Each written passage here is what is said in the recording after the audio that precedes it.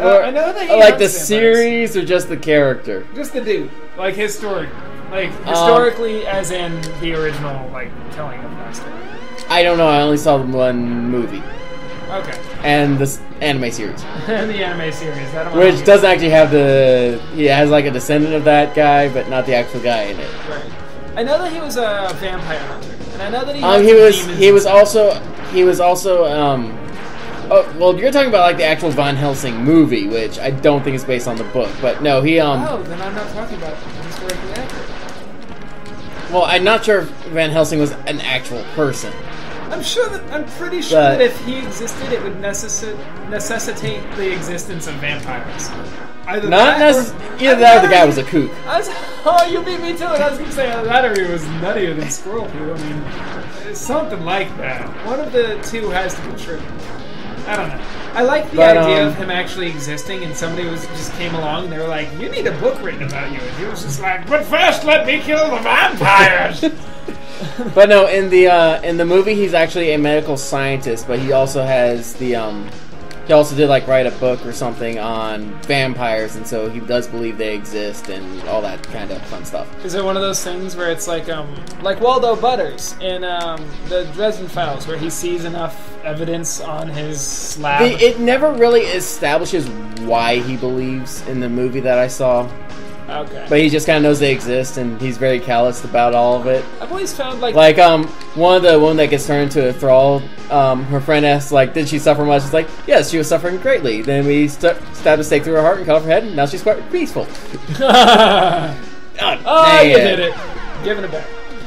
But it's one of those things where it's like, I've always found why people believe it or fight to be fascinating. And I know we tried to play a couple games at one point, and you were just like, we were demon hunters, I think it was. And part of our story was to come up with a reason why we were fighting, or what our first encounter was. Oh, that was World of Darkness. World of Darkness! Which is, I'd love to do something like that at some point, but it's one of those things to work up to.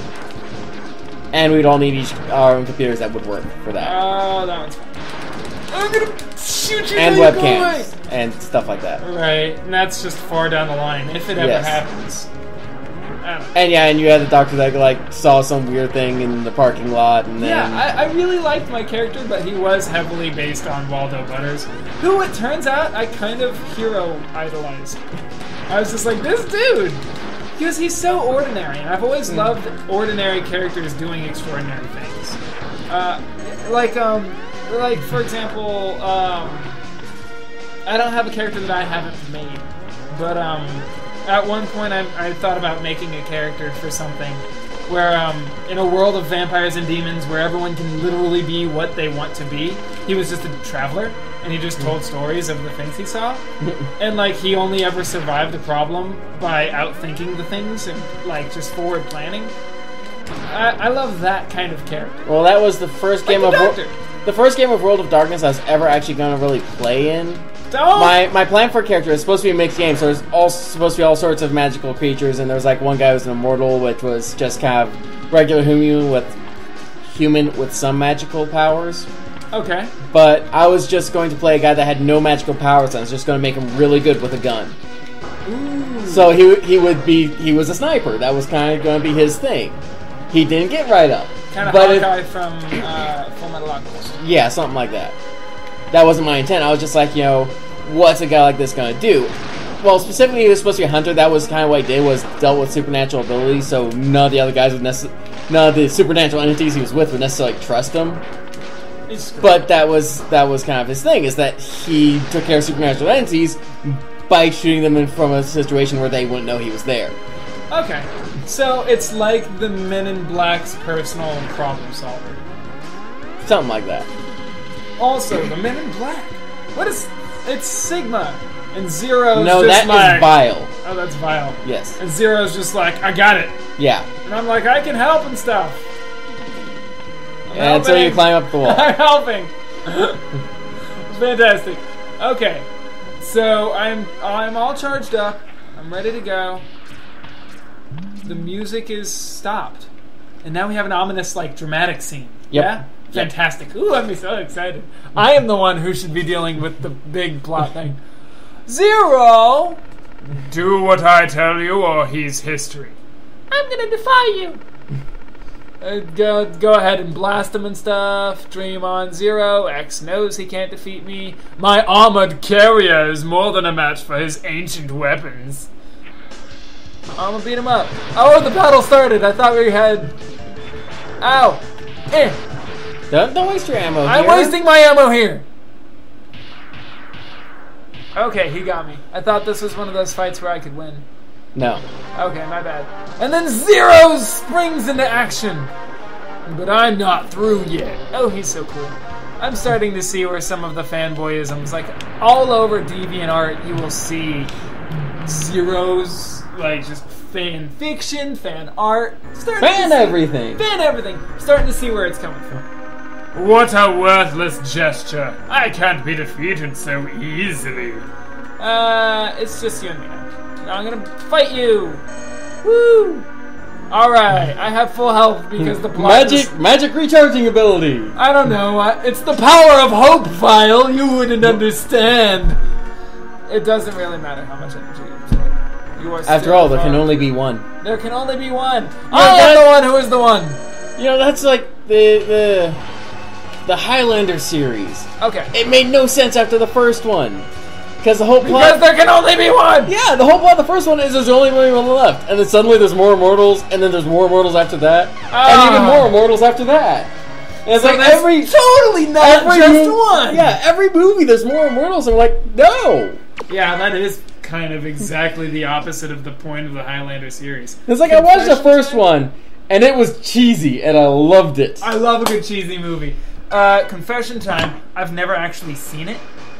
I've got no Highlander experience. What is this? It's a knife.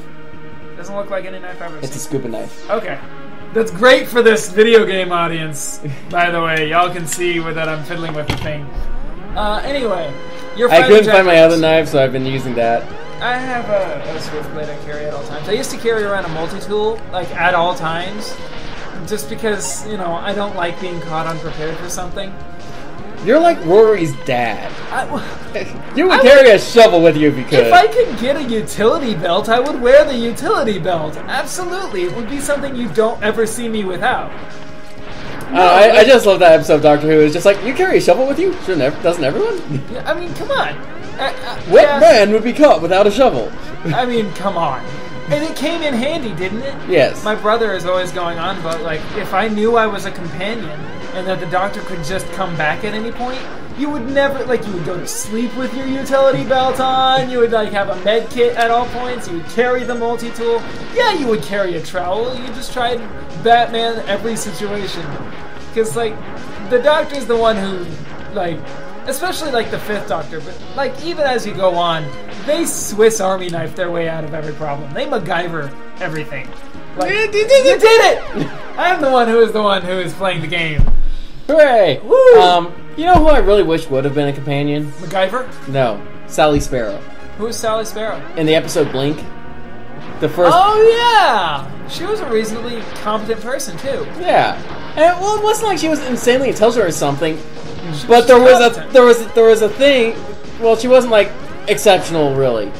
But there was a thing, and she was dealing with it. Right. And that's really all there was to her character, and it was amazing. Well, I've always liked a good character who just kind of copes. Oh, you're mean, I don't like it. Not dealing with it. I'm not dealing with it. Not dealing with it. At a certain point, you'll have to start dealing with these things. I'm not dealing with it. I'm not having it. I was hoping it would give me health. It gave me health. Ah, my hopes have been fulfilled. All my hopes have been fulfilled. Okay, so these green spinning platforms here.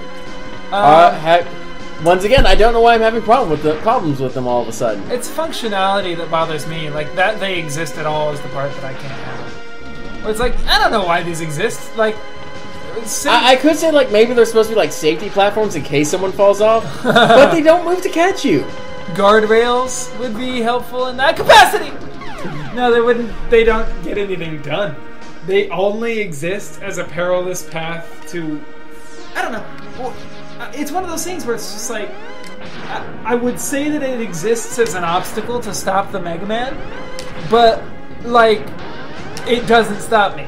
not having those would be more of an obstacle than having them in the first place. Yeah, but then they just have to MacGuffin something for you to get up there. I know, it's one of those, like, also it's a video game moments where it's just like, it's... That happened to me when I was playing on Red Faction Armageddon. One guy was watching me play and it was just like, that wouldn't happen because of all these things, and at one point it was like I was on a bridge destroying it. Okay. I knocked myself off the bridge and he was like, and fell and survived. And he was like, yo, that wouldn't be able to happen. I was like, it's on Mars, it's reduced gravity. He's like, oh, okay. The bridge falls on me. That wouldn't be able to happen. It's a video game. Look, you can only explain so much. And I understand that, like, there are some things that you don't want to deal with. Like, that's the wrong way to put it. There are certain things that you don't want to... There are certain things that just aren't fun.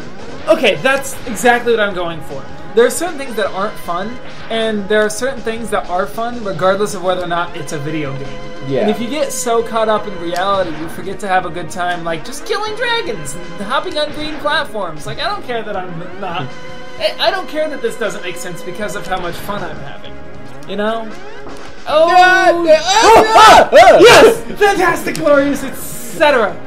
Oh, I'm glad that didn't happen that way just now. I totally, like, wrote you off as dead just now. I usually do too, but actually more often than not, you can usually catch one if you get far enough.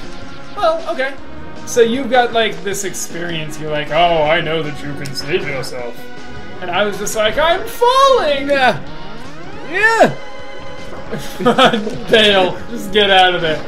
Sometimes it's what you gotta do. Alright, I'm totally with you.